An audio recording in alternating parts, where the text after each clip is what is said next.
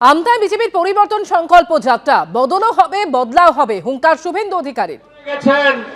বিশ্বের সর্বশ্রেষ্ঠ নেতা, সর্বজনপ্রিয় নেতা, দেশের প্রধানমন্ত্রী মাননীয় নরেন্দ্র দামোদর দাস মোদী আলিপুরদুয়ারে জুলাই মাসের ৪র্থ সপ্তাহে তিনি ডাক দিয়েছেন, পশ্চিম বাংলার হিত গৌরব যদি ফেরাতে হয়, এই বাংলার যে অধঃপতন মমতা ব্যানার্জির নেতৃত্বে 15 বছরে হয়েছে, এই বাংলাকে যদি বাঁচাতে হয় তাহলে ভারতীয় জনতা পার্টিকে আনতে হবে।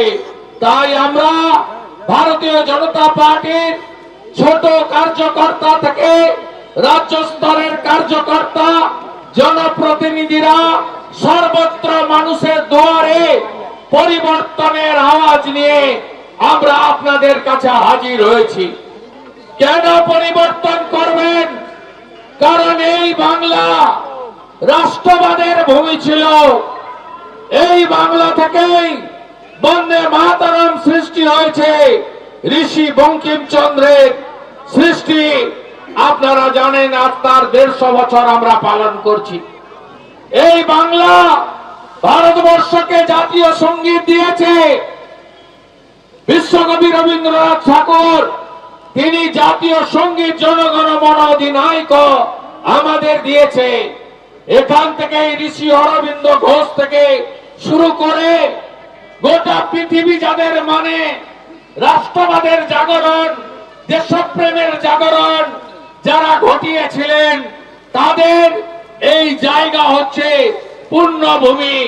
এই বাংলায় আজকে রাষ্ট্রবাদ বিপন্ন, জাতীয়তাবাদ আজকে বিপন্ন। মুখ্যমন্ত্রী মমতা ব্যানার্জির নেতৃত্বে জামাতিদের হাতে পশ্চিমবঙ্গ চলে গেছে। হায়দ্রাবাদের এমপি ওয়াইসি বলছে পার্লামেন্টে দাঁড়িয়ে, বন্দে মাতরম গাওয়া বাধ্যতামূলক হতে পারে না।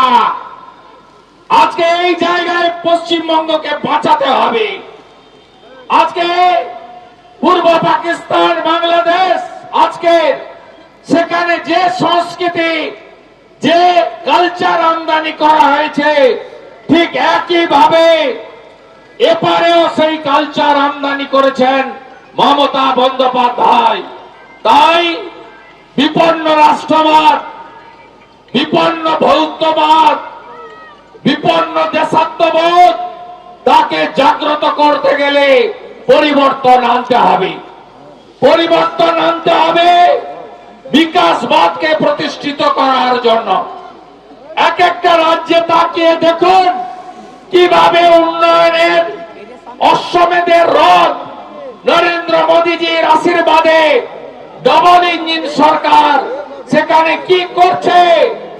এই আমতা, উলবেড়িয়া, উদয়নারায়ণপুর, বাগনান, শ্যামপুরে এমন কোন গ্রাম নেই যেই গ্রামে যুবকরা বাড়ি ছেড়ে তারা আজকে অন্য রাজ্যে চলে গেছে পেটের রুটি রুজির জন্য, ক্ষুধার জন্য, স্বচ্ছ দামের জন্য। আজকে এর জন্য দায়ী কে? দায়ী মমতা বন্দ্যোপাধ্যায়। 11 সালে এসে টাটাকে দাঁড়ানোর মধ্য দিয়ে মমতা বন্দ্যোপাধ্যায় তার সরকার এই রাজ্যে উন্নয়নকে ধ্বংস করার কাজ শুরু করেছিলেন। আজকে পশ্চিমবঙ্গের আপনি যেদিকে তাকাবেন দেখবেন কার্যত নাই রাজ্যে পরিণত হয়েছে এই রাজ্য।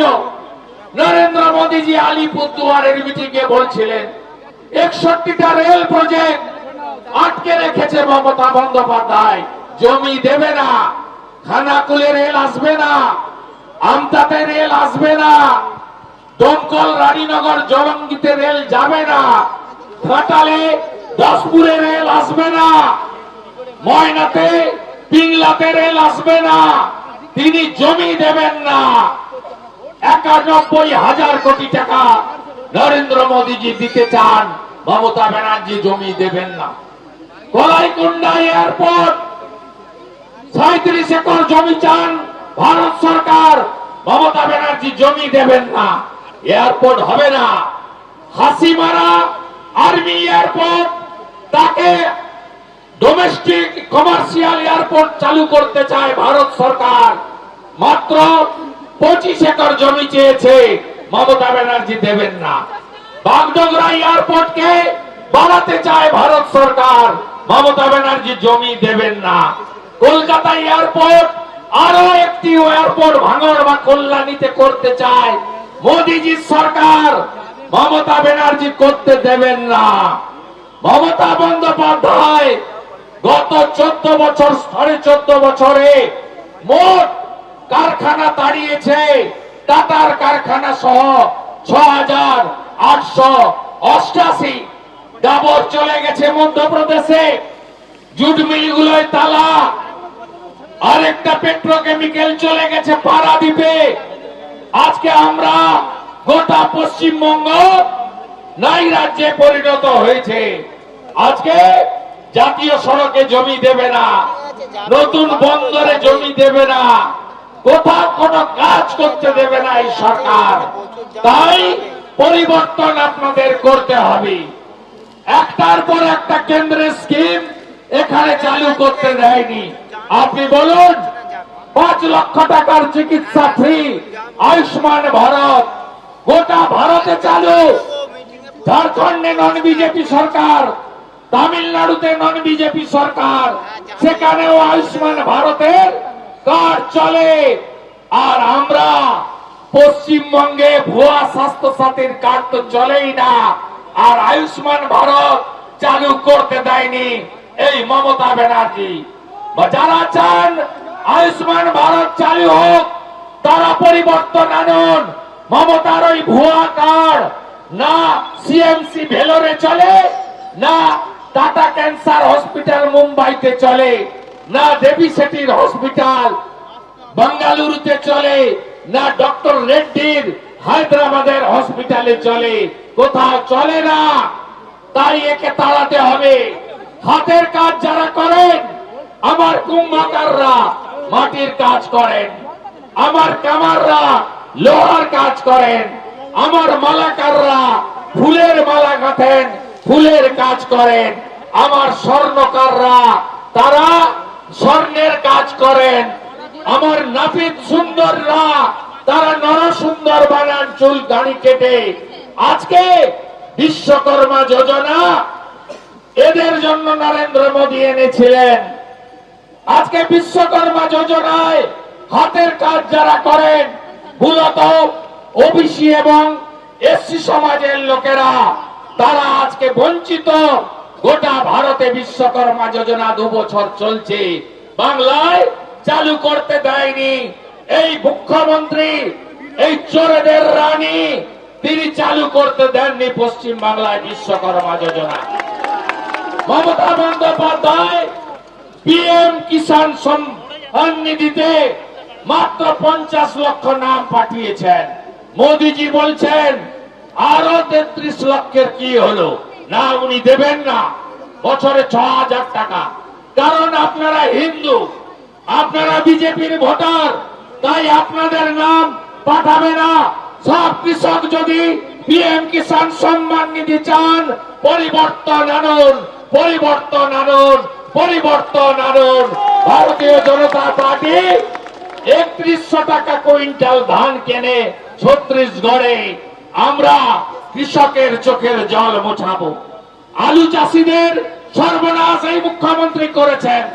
যখনই আলুর 2 পয়সা দাম পান, তখনই সীমান্ত বর্ডার আটকান, বিভিন্ন রাজ্যের বর্ডার আটকান, আলু চাষিদের সর্বনাশ করার জন্য। নরেন্দ্র মোদীজি বছরে 37,000 কোটি টাকা সারে ভর্তুকি দেন, আর 1200 টাকার সার 2,500 টাকা করে আমতা উদয় নারায়ণপুর উলবেড়িয়ার চাষিদের ক্রয় করতে হয়। এই চোরেদের হাত থেকে বাঁচতে গেলে পরিবর্তন আপনাকে আনতে হবে। এবিপি আনন্দ, এগিয়ে থাকে, এগিয়ে রাখে।